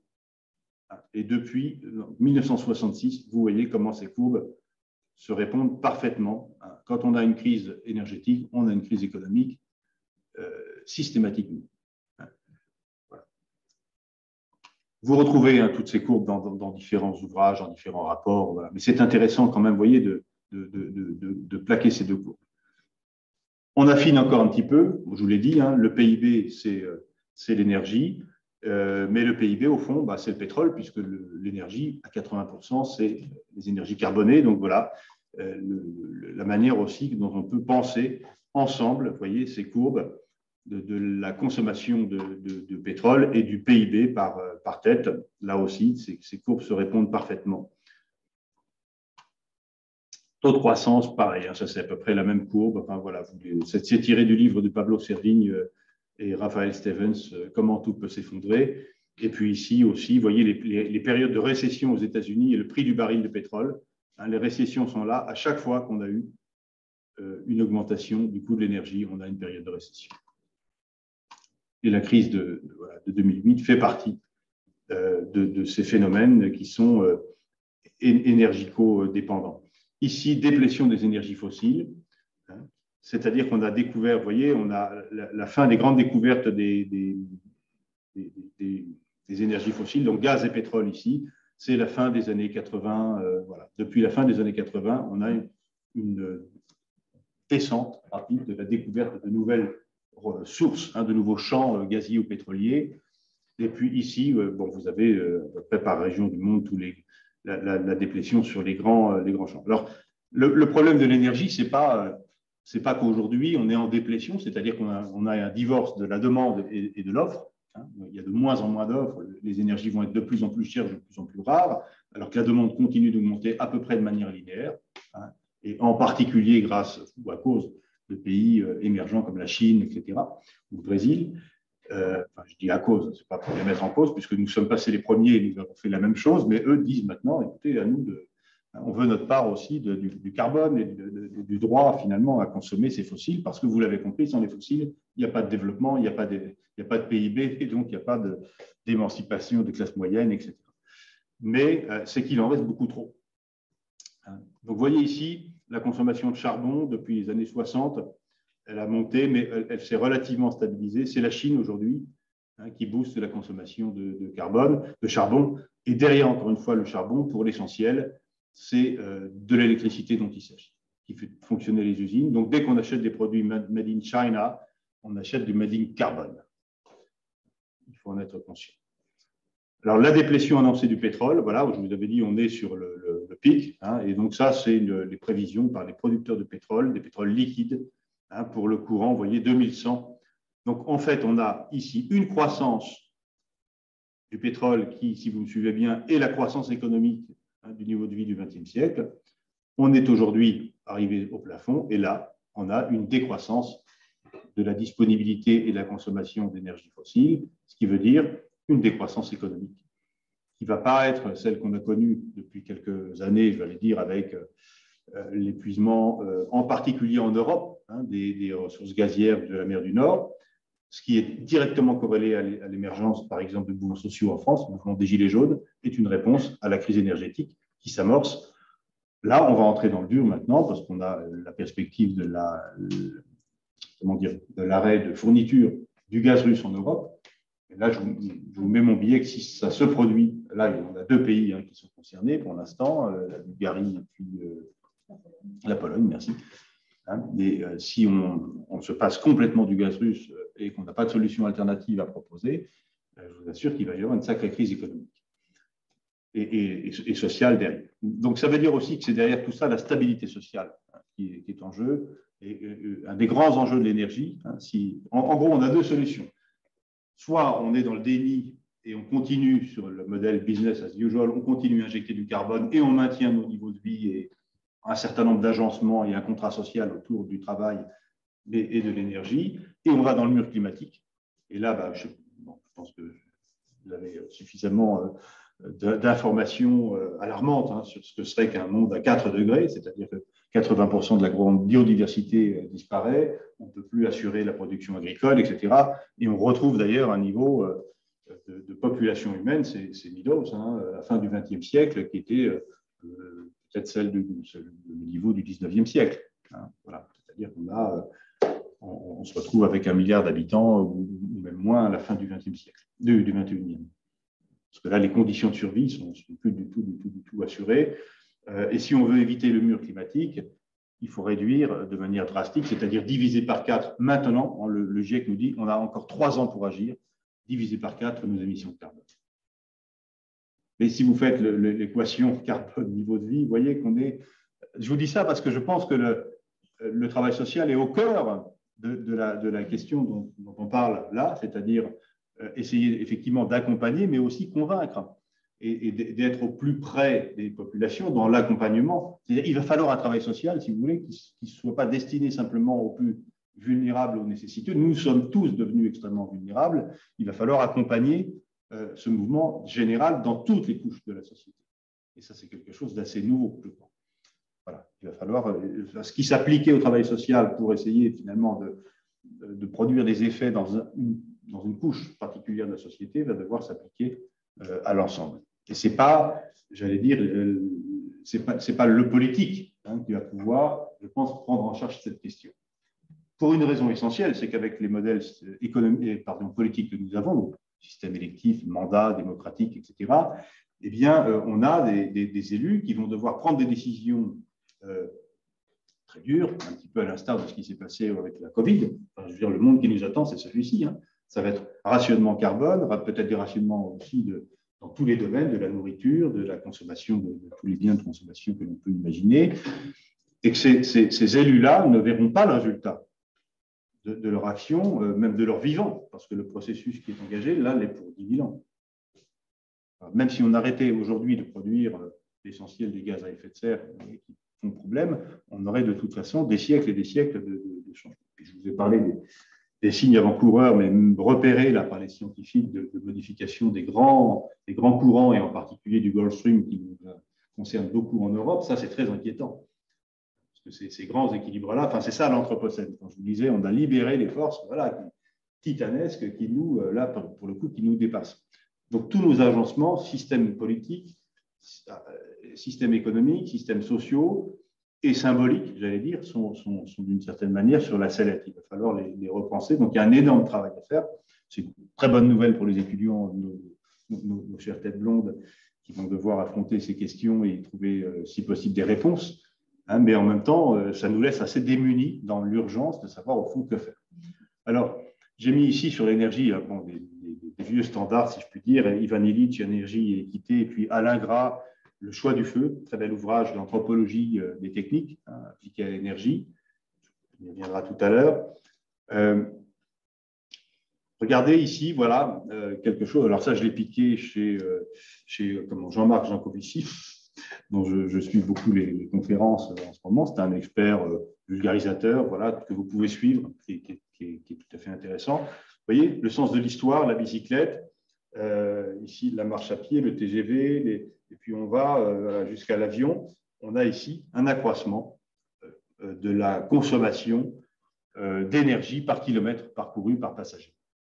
Si on range un petit peu tels qu'ils sont là, comment dire, moyens de transport, de la marche à pied à l'avion, on retrouve un petit peu l'histoire de l'évolution des techniques. C'est-à-dire qu'on a produit dans des sociétés qui sont simplement des sociétés d'abondance énergétique. Le pétrole, le charbon et le gaz ont permis une abondance énergétique et ont autorisé un temps cette possibilité. Donc voilà, on a un sens de l'histoire. Il va falloir faire le chemin dans l'autre sens. Donc, moi, je vous mets mon billet que dans quelques années, et vraiment sans attendre, ça a commencé. On va revenir au fret à voile. Les clippers du 19e siècle, la voile, ça permet de se déplacer de manière extrêmement efficace, assez rapide, avec des navires qu'on peut d'ailleurs utiliser, repenser aujourd'hui avec les nouvelles technologies, mais retour de la voile, retour de la traction animale. Parce que si vous utilisez je ne sais pas si vous savez, une voiture en ville, quasiment, ça va à la vitesse moyenne, la vitesse moyenne généralisée des chevals. Si vous incorporez en plus dans le prix, dans la voiture, le nombre d'heures qu'il a fallu travailler, c'est le calcul d'Ivan Illich, pour payer le véhicule, la vitesse moyenne est très, très, très peu élevée, alors qu'un cheval, lui, trouve son énergie sur le bord du chemin. Donc, vous voyez la différence, ce n'est pas simplement d'ailleurs un problème de vitesse moyenne, c'est qu'avec un cheval, vous êtes relativement autonome. Avec une voiture, il faut des raffineries, des routes, du goudron, toute une infrastructure technique, vous voyez, à mobiliser. Et ça, c'est très intéressant. Revenir à des systèmes relativement territorialisés, ancrés aussi dans des réseaux pratiques. C'est là-dessus qu'on a travaillé avec des Living Labs en particulier, dans la transition énergétique, mais dans tous les domaines, je pense, l'agriculture de proximité, parce qu'on a besoin d'acheter, vous voyez, des produits qui sont, élevés ou produits à l'autre bout de la planète, on peut très bien les produire, y compris sur des serres chauffées par des usines à Montréal. Vous savez, des beaux démonstrateurs là, d'agriculture urbaine. Voilà, c'est toute cette logique qu'il va falloir mettre en œuvre si on veut essayer de pallier un peu les conséquences des grands mouvements que je vous ai décrits. Plus de services égale plus de CO2. On disait une société de services, vous voyez, on est passé de société agraire à société industrielle. Et puis, société de services, pourquoi? Parce que, donc ça c'est très intéressant, quand on a une économie de services, qu'est-ce qu'on a derrière une économie industrielle? C'est-à-dire que nos tours de bureau aujourd'hui sont celles qui gèrent les productions qui sont faites en Chine aujourd'hui, c'est-à-dire que derrière les services, qu'est-ce qu'on a? Des producteurs, voilà. Quand on a quelque chose à assurer, à transporter, à gérer, etc., c'est qu'à la base, de toute façon, il y a une production. Donc, si on revient à une production plus élémentaire, tout ce tertiaire disparaît. D'accord? Il y aura beaucoup moins de gens dans les bureaux, ce qui veut dire aussi, d'une certaine manière, qu'il faut repenser la formation. On va revenir peut-être plus fondamentalement à des disciplines techniques. On aura plus besoin demain, aujourd'hui, je pense, et dès aujourd'hui même, de techniciens, d'ingénieurs, que d'étudiants, je le dis, formés aux sciences humaines, qui de toute façon, la plupart du temps, finissent au chômage ou à la caisse du supermarché.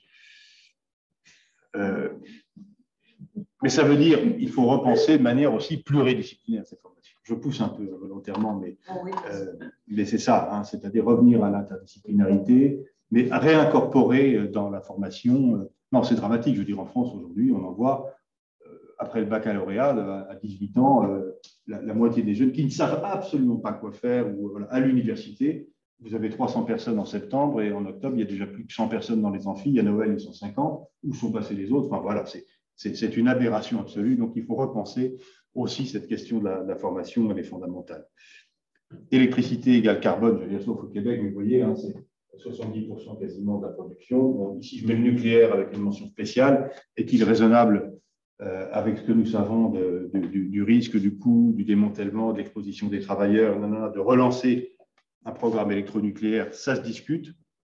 Ça peut être une énergie de transition, mais certainement pas une énergie durable.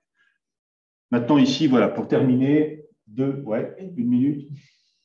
Vous avez des modèles intéressants qui montrent comment, justement, à partir du changement climatique, de la bioproductivité qui va décroître, production agricole, l'approvisionnement par habitant, on a des désordres sociaux, des guerres, des épidémies, etc. Enfin, c'est-à-dire montrer que derrière l'écologie et les conditions de vie dont nous dépendons, eh bien, tout le social, les équilibres sociaux, économiques, politiques sont totalement engagés. C'est tiré de Pablo Servigne.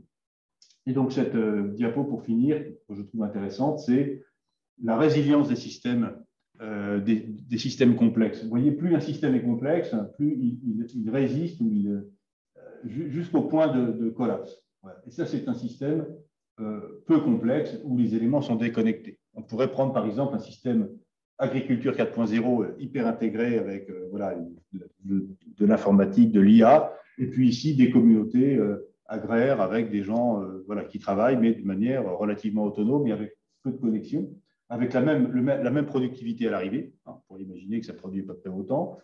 Eh bien, un système peu complexe va décroître, mais subir les contraintes, enfin un système de contraintes, de manière relativement linéaire. Ici, on a une illusion, c'est que ça tient. C'est notre société aujourd'hui, jusqu'au moment où on a un effondrement. Ça peut être le système financier, comme en 2008, mais ça peut être aussi l'ensemble des systèmes dont nous dépendons, c'est-à-dire éco-biosystèmes.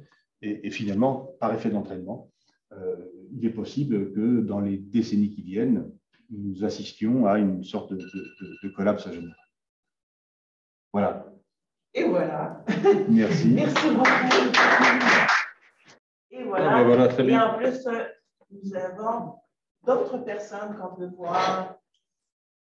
Bonjour, Mohamed, Fabia, Julie, Andon. Alors voilà. Donc, nous allons prendre les commentaires, les questions sans plus tarder pour l'un ou l'autre des intervenants. Je ne sais pas s'il y a il y a un grand texte là. Alors, je remonte. Question à Arnaud. Ça va, bonjour. Ah, ça fait plaisir. Maman. Alors, merci pour les deux exposés et puis pour cette conférence qui était réjouissante et pas drôle aussi. La question, comme je l'ai mis dans le chat, est destinée à Arnaud Orange. Alors, qu'est-ce que j'ai mis? Merci pour votre exposé. Ma question est liée à un aspect très précis du lien entre le travail social et l'écologie. Oui. C'est celui de la diversité culturelle. Si j'ai bien écouté, l'analyse de classe semble privilégiée dans votre démarche, avec le focus qui est mis sur les classes populaires, les populations vulnérables, les populations précarisées. Mais de nos jours, les sociétés modernes sont devenues des sociétés pluriculturelles, plurireligieuses, plurilinguistiques, et ce fait est devenu irréversible. Est-ce que ce paramètre-là a été intégré dans vos travaux, notamment dans les recherches de terrain? Et si je mets l'accent sur cet aspect-là, c'est qu'il peut difficilement y avoir une conscientisation écosociale sans une réflexion sur la diversité des représentations de l'environnement, la diversité des langages culturels, des langages mythiques, des cultures spirituelles. Et tous ces aspects, je ne les vois pas nécessairement dans vos propos, ce qui fait que, en général, dans nos milieux écosociaux, en général, lorsque la question de la diversité culturelle n'est pas véritablement intégrée, c'est que finalement, inconsciemment, on a une tendance à homogénéiser le corps social et à ne le penser qu'en termes de classe, c'est-à-dire le rapport aux moyens de production. Et ce qui fait que la dimension culturelle étant un petit peu oubliée ou occultée, volontairement ou pas, eh bien, il peut se passer ce qui s'est passé dans les années 70 avec la question du développement. Et je vous renvoie à tous les travaux de Elias Isaac et d'autres, hein, de la conférence de Stockholm. Si le développement a été un grand échec dans les pays du Sud, c'est parce qu'il était pensé de façon technicienne et qu'on n'avait pas tenu compte de la dimension culturelle, notamment du langage des populations. Les jeunes issus de l'immigration maghrébine à Bruxelles, à Lausanne ou à Lyon ne vont pas envisager le rapport à la nature comme les paysans de vieilles souches de Corrèze ou d'Ardèche ou comme ça. Et enfin pas ce qui me gêne, mais ce qui me semble manquer, c'est justement cette articulation entre diversité culturelle, travail social et puis Oui. sensibilisation verte. J'entends bien, je suis d'accord avec vous pour votre analyse globale. Là. Petite précision, ce dont j'ai rendu compte de manière un peu rapide, là, et notamment l'étude dite Gaspirapa, il y avait une sorte de cahier des charges et il s'agissait d'aller éprouver une hypothèse d'un politologue qui s'appelle Paul Ariès et qui, lui, se centrait spécifiquement sur justement les classes dites populaires et il raisonnait pas mal en classe sociale. Dans nos conclusions, on a un peu éclaté cela, je ne l'ai pas précisé ici, pour penser les choses un petit peu différemment en intégrant certaines des dimensions que vous évoquez, moins peut-être la dimension religieuse parce que de toute façon, en France, on ne peut pas, même d'un point de vue juridique, on ne peut pas présupposer de tel ou tel, par exemple dans un échantillonnage pour un public à rencontrer, on ne va pas présupposer de la religion, des choses comme ça. Pour autant, dans la pratique, en travail social et dans tout ce qu'on peut impulser, y compris dans notre institut, bien évidemment, on tient compte des spécificités culturelles. Ça veut dire aussi, alors, comme l'on peut, selon les ressources aussi dont disposent les formateurs en travail social. Ça renvoie encore peut-être à un défaut de formation en anthropologie, sur la diversité des sociétés, des cultures. Bon, néanmoins, ce n'est pas totalement absent. Il y a des gens qui s'y intéressent un peu plus finement et qui peuvent prendre en compte un certain nombre de dimensions à ce titre. Je pense par exemple à des des associations alors, ce qui se passe, c'est que nos travailleurs sociaux qui sortent de l'école, on reste en lien en réalité, ça devient des partenaires un petit peu, ne serait-ce que pour trouver des terrains de stage pour nos étudiants, d'accord? Donc, on a un mailing là, de 2000 praticiens, on va dire, et dont certains sont à la tête d'associations maintenant, qui organisent un certain nombre de choses, on se rencontre, on organise des journées d'études, etc. Par exemple, sur les questions d'alimentation, la manière de faire de la cuisine selon sa culture d'appartenance, comment c'est un mode aussi d'estime, de valorisation de soi, etc., de mise en relation avec autrui. Tout ceci est exploré. Je pense notamment à la communauté syrienne arrivée en France, enfin, plus modestement qu'en Allemagne. Donc, tout ceci est quand même utilisé au mieux, en tout cas, dans les actions qu'on peut conduire. Hein, mais je suis tout à fait d'accord avec vous sur la nécessité d'éviter de formater, voire de raisonner en termes de classe sociale. Alors, dans le même rapport, évidemment, on questionne la validité du raisonnement en termes de classe sociale un peu à l'ancienne, post-marxiste, hein, mais tout en gardant à l'esprit qu'une certaine catégorisation, notamment économique, mais strictement économique pour le coup, pas de sentiment d'appartenance à une classe sociale, comme dans l'acception de Marx, mais simplement par des critères économiques, ben là on retrouve telle et telle population, quelle que soit son origine sociale, culturelle. Voilà. Donc on n'oublie pas cette dimension, rassurez-vous. Voilà. Donc il n'y a pas de problème alors. Après, je pourrais peut-être juste ajouter quelque chose, c'est que les choses se posent peut-être de manière assez différente chez vous ici au Québec et au Canada plus largement qu'en France, où effectivement on a tendance dans une tradition, comment dire, avec des vagues migratoires plutôt identifiées selon les décennies, etc., d'accompagner tel ou tel public plus spécifiquement. Voilà, on est peut-être un peu cloisonné plutôt que de s'entendre un peu plus sur le concept de multiculturalité, si l'on veut, ou quelque chose de cet ordre-là.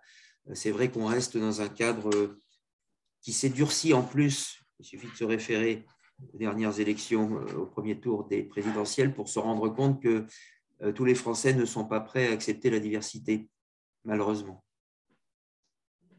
On est obligé de composer avec ça aussi. Merci, M. Morange, de ce complément de réponse. Est-ce qu'il y a une autre intervention? Oui, est-ce que vous pouvez vous présenter? Oui. Fermez votre masque. Je m'appelle Julie Bachar-Lavallée, je suis résidente de doctorat en éducation et chargée de cours ici à l'UQAM en éducation relative à l'environnement. Alors, ma question, c'est, je me demandais, parce que je suis en éducation, donc je connais moins le champ directement du travail social, mais je me demandais quelles seraient les pratiques en travail social dans lesquelles on pourrait permettre, en fond, des échanges ou des lieux d'apprentissage entre justement les personnes en milieu défavorisé qui ont justement favorisé dans des situations plus économiquement difficiles, inspirantes en fait pour aussi soutenir la dignité et dans le fond, inspirantes par rapport justement au mode de vie et des valeurs si on veut, environnementales ou écologiques dans leur mode de vie. Excusez, je me suis mal exprimée, mais comment on pourrait s'inspirer dans un contexte où économiquement, ils sont obligés d'avoir un certain mode de vie qui est plus conscient de conscience environnementale. Puis, donc, on favoriser des échanges avec d'autres. Je me dis que ce serait bon pour prendre la dignité de ces personnes-là que d'autres personnes, d'autres plus économiquement. Il y a plusieurs versants. Est-ce que vous avez entendu l'intervention? Je n'ai pas tout entendu. Le son est un peu lointain, là, le vôtre. Et donc, il m'en manque un petit peu pour vous répondre si c'est une question, mais j'ai cru entendre qu'il s'agissait un peu de mixer un peu, de créer des liens hein, avec différents publics. Mais je m'excuse, je ne sais pas si quelqu'un peut me La répondre. caméra est là, non, le micro est là. Alors, je crois que vous le répétiez, mais grosso modo, comment l'éducation, en fait, le rôle éducatif en travail social peut intervenir plus concrètement. En fait, ça fait référence aussi beaucoup à l'éducation populaire. Oui. Donc, non seulement pour contribuer à valoriser les principes écologiques auprès de populations dites vulnérables, alors que ces mêmes populations sont peut-être pas envahies par les enjeux environnementaux à prime abord, et qu'ils ont d'autres préoccupations de survie. Alors, comment accompagner dans son rôle éducatif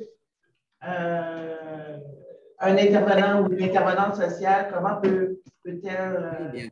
En fait, et voilà, elle va compléter parce que j'ai peut-être pas… C'est pas tout à fait ça. Je veux dire, comment on peut s'inspirer finalement justement des populations plus vulnérables pour les autres. Dans le fond, qui sont dans une nécessité économique d'avoir si on veut, un mode de vie plus frugal, si on peut dire, qui, comme vous dites, qui souvent sont aussi sensibles aux enjeux environnementaux. Comment on pourrait s'inspirer d'eux pour leur donner une forme de dignité, une façon d'agir dans la société pour aider les autres, si on veut, classes, je n'ai pas le terme, de la société, pour trouver, dans le fond, soutenir dans le fond, un mode de vie plus écologique. Oui, je vous suis. C'était un petit peu le questionnement au fondement de l'étude, la Gaspirapa, c'est-à-dire, alors, la réponse, il y a deux types de réponses. D'abord, en se souvenant que nous sommes dans des cadres contraints dans les formations en travail social, on peut dire néanmoins que ça a été le cas d'ailleurs d'une collègue partie à la retraite maintenant, Marie-Thérèse Savigny, qui était à la fois formatrice en travail social, mais aussi très actrice de terrain avec des associations et par ailleurs aussi qui a soutenu une thèse en sociologie chez nous. Marie-Thérèse Savigny, donc elle a fait ce choix de travailler toutes ces questions avec les personnes concernées à différents niveaux, dans différentes sphères. Donc elle insufflait quelque chose dans le cadre des formations, tout en essayant de rester dans le cadre très précis des diplômes. Donc ça peut se faire, mais ça repose souvent sur la volonté particulière d'une formatrice. Et puis après, les travailleurs sociaux, c'est la même chose. Certains vont essayer d'aller dans ce sens, et puis d'autres moins se référant simplement plus strictement à au guide des pratiques, on va dire, je sais pas, d'éducateurs spécialisés, d'assistants de service social, et donc pas toujours au fait des véritables enjeux écologiques. Donc en fait, la véritable… Si l'impulsion qu'il pourrait y avoir pour véritablement… Alors, oui, pardon, l'autre partie de la réponse, donc autre type de réponse, c'est de dire que les personnes concernés, là, finalement, eux, sont tout à fait prêts, sont tout à fait disposés, plus encore que les travailleurs sociaux, à travailler ces questions. C'est en tout cas une partie d'entre eux, pour une partie d'entre eux, on a pu le vérifier lors de l'étude. Donc, ils sont plus en pointe. Hein. Il faudrait simplement essayer de les suivre d'une certaine façon, hein, plutôt que de faire le contraire. Alors, ce qui pourrait nous sortir d'affaire, ce serait que…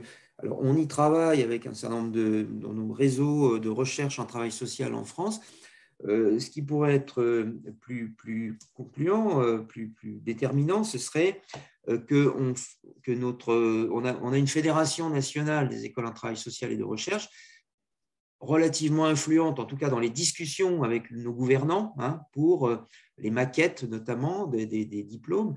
Et donc, nous, on fait remonter, on essaye de travailler auprès de cette association, cette fédération, pour qu'elle-même, en lien avec nos dirigeants, puisse insuffler quelque chose qui aille dans le sens d'une véritable intégration pour l'ensemble des formateurs en travail social, une véritable dimension au titre de la dite transition écologique, quel que soit le défaut de ce terme. Hein. Mais voilà un petit peu. Mais c'est vrai qu'on est quand même très…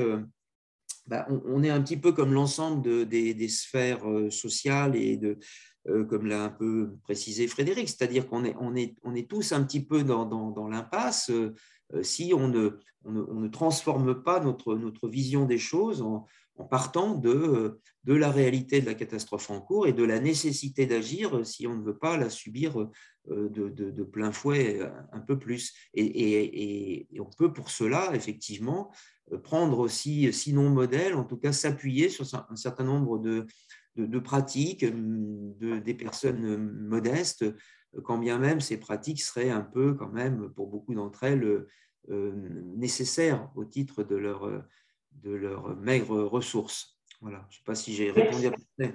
Voilà. Oui, tout à fait, je pense. Merci beaucoup. Nous avons maintenant déjà dépassé le temps qui nous était alloué collectivement. Et je suis persuadée, j'avais plein de questions moi-même, mais je suis persuadée qu'il y avait plein de monde qui avait des questions aussi. Donc, ce n'est que partie remise. Il faut dire que Fabia, tu nous inspires beaucoup dans ton décor avec les arbres en arrière. C'est très agréable de te voir entouré d'arbres. Mais nous allons quand même laisser la parole à Mme Oriana, qui dirige le Centraire, pour clore ce panel. Oui, merci beaucoup. En tout cas, je ne prétends pas faire une synthèse de tout ce qui vient d'être dit. Je crois que autant M. Lemarchand que M. Morange nous ont ouvert à deux univers de réflexion sur deux questions qui ont un lien sans doute, mais qui sont de niveaux très différents et qui abordent en fait la réalité sur des aspects qui sont là avec un regard intégral, holistique, de réalité pour le moins accablante, d'une extrême urgence, et l'autre qui nous ramène à un champ d'intervention qui commence à intégrer ces préoccupations que si on prend le poids de cette synthèse, on s'aperçoit à quel point ça nous concerne profondément, tous et toutes les dimensions du savoir et tous les domaines d'intervention professionnelle à tous égards. Donc, je dirais que ça nous ramène quand même à voir le défi monumental qui rencontre, ce qui nous concerne, l'éducation relative à l'environnement, qui prétend contribuer au développement des consciences en ce qui concerne notre rapport au système de vie, notre rapport au milieu de vie, et prise de conscience de ces liens essentiels. En fait, je crois que les graphiques et tous ces éléments que M. Lemarchand nous a montrés illustraient très bien, en fin de compte, cet impact énorme que notre agir laisse sur les systèmes de vie et qui nous revient, qui rebondit sur notre propre existence en tant qu'êtres humains, mais aussi qui fait appel à notre prise de conscience sur la responsabilité que nous avons par rapport à l'ensemble des êtres vivants puis des systèmes de vie. Et puis donc, l'éducation, conscience, changement de conduite, donc contribuer à ce processus extrêmement complexe qui est de cheminer vers des changements de conduite, mais aussi vers un changement des formes de vivre et ensemble dans un milieu partagé et ce qui veut dire valeur. Donc, je dirais que c'est à ce niveau-là que se situe notre plus grand défi, des valeurs qui vont être capables de nous permettre de vivre autrement, donc d'assumer d'autres formes d'existence. Et je dirais, tel comme Enrique Leff, en tant que l'Église, on est face à un défi de réimmanence de la vie et de nous réinventer en tant que société humaine, de réinventer notre forme d'existence, de nous repenser. Et je dirais que en fait, on constate aussi qu'il émerge pendant les dernières décennies la voix de ce qui était invisibilisé autrefois, des couches de la population qu'on ignorait, on méprisait, on discriminait. Et aujourd'hui, ces voix s'élèvent sur la scène publique, ils prennent une place. Ils prennent une place donc, en exigeant aussi d'interagir puis de prendre part aux décisions publiques et politiques, parce qu'aujourd'hui, on fait face en fait essentiellement à des défis politiques majeurs dans la forme comment on conduit notre destin, nos destins communs.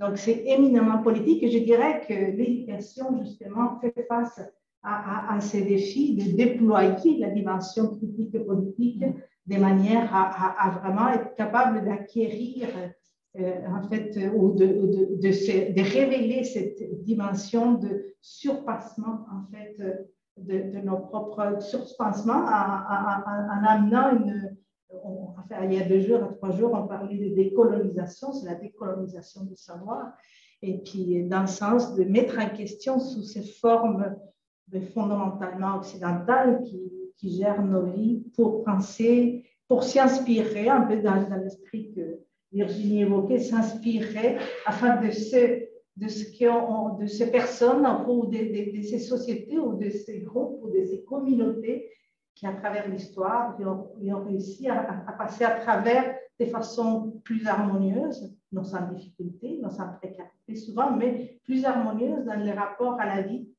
Et je dirais que c'est là que se situe les défis de notre siècle, donc de regarder notre rapport à la vie même. Et donc, mais est-ce qu'on va réussir? L'état de la situation est d'une telle gravité que je ne suis pas sûre, mais il y a tout de même des germes d'espoir. Je pense que M. Morin, je l'évoquais, des germes d'espoir, des multiplicités de petites initiatives pour la plupart, en fait, et desquelles sont des sources d'apprentissage importantes sur de nouvelles formes de vivre, d'interagir avec les autres.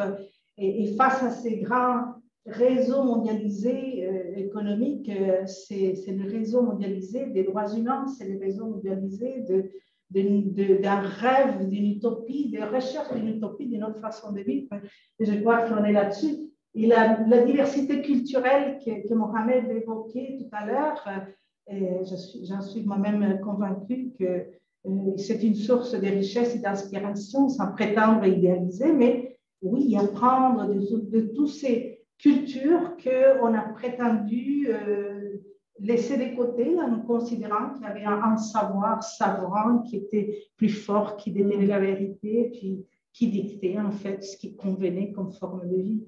Donc, ça nous renvoie à ces défis éducatifs. Puis, ben, je crois bien que les domaines de l'éducation relative à l'environnement, notamment, de l'éducation globalement aussi, il y a quelque chose d'important à faire en termes d'arrimage avec tout le domaine de l'action sociale, sans doute que oui, d'aller au-delà de l'instrumentalisation, de la recherche des solutions qui sont instrumentales des situations ou des problèmes pour produire des transformations.